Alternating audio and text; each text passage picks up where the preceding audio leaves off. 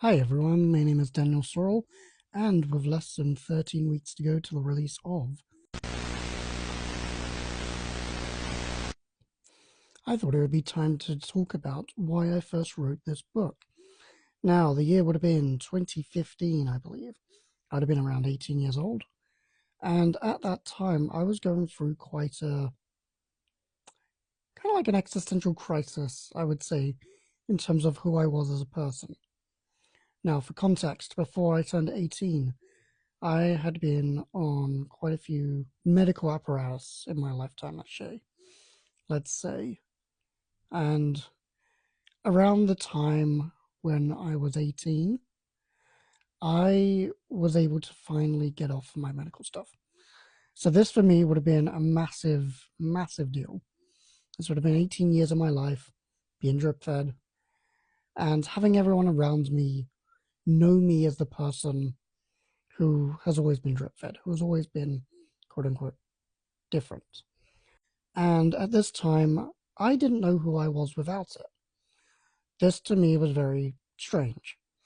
Now, all of my family, all of my prior friends, they had all grown up seeing me as this person who relied on this medical equipment.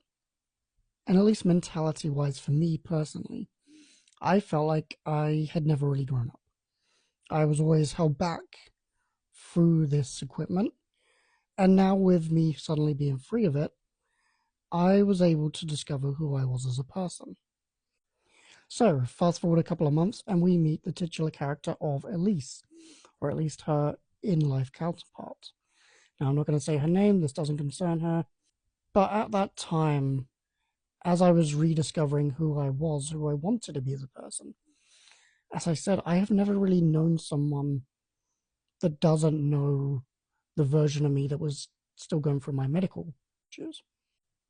Now, this is why everything probably at that time felt rather exaggerated.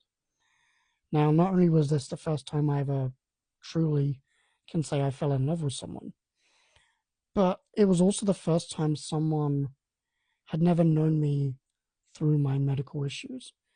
So to me, this was the first time I was finally having someone meet the version of me I always wanted to be, someone I always dreamt of being since I could even remember. Now, our story wasn't exactly straightforward, and at the moment, the story doesn't really matter because what I wrote about after our breakup, um, when I was around 19 at this point, I had never experienced such heartbreak before. And so I needed a way of processing this. I needed a way of understanding my emotions. So I turned back to the only thing that I have seemingly ever done, which is write a story about it. Now, the story of a girl named Elise isn't true. Everything in this book is fictionalized. But the emotions behind the story, the emotions that I felt, I poured into this book. So much so that I call this almost like a metaphorical fiction, where the story is completely fictitious, but everything else, every raw emotion, every hurt, every laugh, every time the main character stares off into the stars dreaming of a better life. This was everything that I was going through at that time of my life. And it helped. It helped probably more than I could ever imagine. It helped me heal not only from the heartbreak, but from the near 2 decades of not understanding who I was or who I wanted to be. This new life of mine outside of the medical issues was mine to control now. And so this book to me was always a heavily emotionally charged book. And that's because I was pouring everything about my history into this book. I was pouring all the question marks around life, love, loss, and I was trying to do this all as a 19-year-old boy working through his first heartbreak. And that's why when other people have read this book, they have come up to me and they've actually apologized. They've said, I'm so sorry that you went through all of this. And of course, I have to explain to them, like, hey, the story itself wasn't real, but the emotions behind it were. And they're like, I understand. And when I was reading those words, when I was reading those sequences of immense pain, like, there were some people that were admitting that they cried. And while it hurt me for them to say that, it was also almost amusing to me, as it was almost like a way of me finally realizing that after all of that pain I put into this book, that book has now shaped who I am as a person. It has made me so fulfilled as a person to have this book, to have it in my hands, to have it available for other people to read. It has always been something that I dreamed about.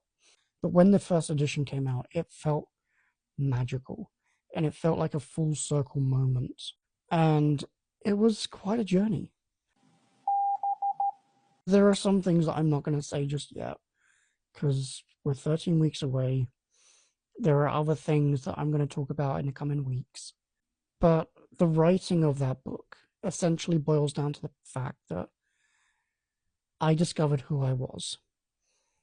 And I discovered that no matter the pain, there is always a book out there to help you. And from that moment onwards, I have always wanted to write those kind of books. But yeah, so this video is going to be a lot shorter than last week's. Apologies for it not coming up on Saturday. I was quite ill over the weekend.